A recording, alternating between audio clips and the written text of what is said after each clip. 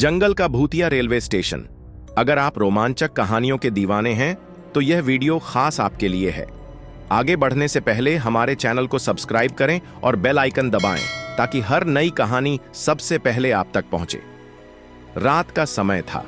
Train अपनी पूरी रफ्तार से घने जंगलों के बीच दौड़ रही थी। यात्री अपनी अपनी सीटों पर ऊँघ रहे थे या आपस में बातें कर रहे थे। अचानक ट्रेन धीमी होने लगी। रवि, जो एक पत्रकार था, खिड़की से बाहर झांकने लगा। उसने देखा कि ट्रेन एक सुनसान पुराने रेलवे स्टेशन पर रुक रही थी। प्लेटफॉर्म पर कोई नहीं था, सिर्फ एक टूटा फूटा बोर्ड लटका हुआ था जिस पर धुंधले अक्षरों में लिखा था चरणपुर स्टेशन। ये स्टेशन तो किसी मैप में नहीं है। रवि ने चौंकते हुए बगल में बैठे बुजुर्ग से पूछा। बुजुर्ग ने कांपती आवाज में कहा, यह जगह शापित है, कोई भी यहां जिंदा नहीं बचता। रवि ने ट्रेन से उतरने का फैसला किया क्योंकि उसे इस रहस्यमयी जगह के बारे में कुछ ज्यादा जानने की जिज्ञासा थी। जैसे ही वह प्लेटफॉर्म पर उतरा, ट्रेन बिना किसी चेतावनी के अचानक तेजी से चल पड़ी और कुछ ही पलों में अंधेरे में गायब हो गई। अब रवि अकेला था। उसने चारों ओर देखा। स्टेशन की इमारत टूटी फूटी थी, पुराने लैंप पोस्ट झुके हुए थे और वहां एक अजीब सी ठंडक थी। हल्की हल्की धुंध पूरे स्टेशन को ढके हुए थी। स्टेशन मास्टर के केबिन की ओर बढ़ते हुए उसे लगा कि कोई उसे देख रहा है। अचानक वह ठिठक गया। उसने देखा कि केबिन के दरवाजे पर खून के धब्बे थे। रवि अंदर गया तो उसे एक पुरानी डायरियां मिली। उसने जल्दी से पन्ने पलटे। उसमें लिखा था, 1947 की एक रात एक ट्रेन इस स्टेशन से गुजरी थी, लेकिन वह कभी अपनी मंजिल तक नहीं पहुंची। यात्रियों की लाशें कई दिनों बाद पास के जंगल में मिलीं।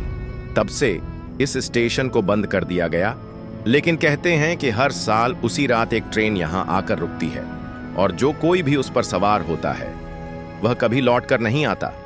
रवि की धड़कन तेज हो गई। उसे महसूस हुआ कि आसपास कोई है।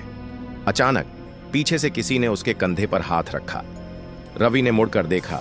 एक आदमी खड़ा था, सफेद कपड़ों में, आंखें लाल और चेहरा अंधेरे में छुपा हुआ। तुम यहां क्या कर रहे हो?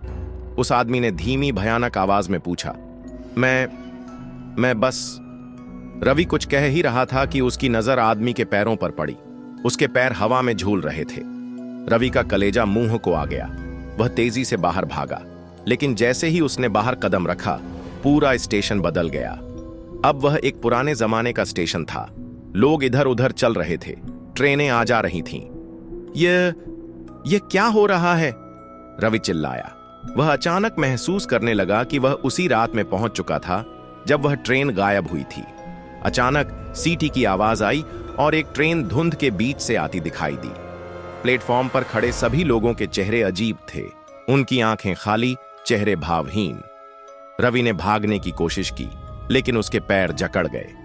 ट्रेन धीरे धीरे प्लेटफॉर्म पर रुकी। दरवाजे खुल गए और एक एक करके लोग ट्रेन में चढ़ने लगे। तभी एक महिला उसके पास आई और बोली, तुम भी ट्रेन में चढ़ जाओ। रवि ने मना किया, लेकिन उसके शरीर ने उसकी नहीं सुनी। वह अपनी मर्जी के खिलाफ ट्रेन में चढ़ने लगा। ट्रेन चल पड़ी। धीरे धीरे सारे यात्री धुएं में बदलने लगे। चीखों की आवाजें गूंजने लगीं। रवि का सिर चकराने लगा। रवि ने अपनी पूरी ताकत से खुद को खिड़की से बाहर फेंका। वह प्लेटफॉर्म पर गिर पड़ा। उसने देखा कि ट्रेन अंधेरे में गायब हो रही थी और उसके साथ ही सारे यात्री भी। अचानक स्टेशन फिर से वीरान हो गया। वह एक बार फिर उसी पुराने उजाड़ स्टेशन पर था। थोड़ी देर बाद एक असली ट्रेन आई। रवि किसी तरह उसमें चढ़ा और अपनी जान बचाकर शहर लौट आया। लेकिन जब उसने अपने कैमरे की रिकॉर्डिंग देखी तो वहां केवल धुंध और परछाइयां थीं, जैसे वह सब कुछ सिर्फ एक भ्रम था। लेकिन क्या वाकई वह भ्रम था, या फिर रवि सच में जंगल के भूतिया रेलवे स्टेशन के खौफनाक रहस्य से बचकर लौटा था? अंत।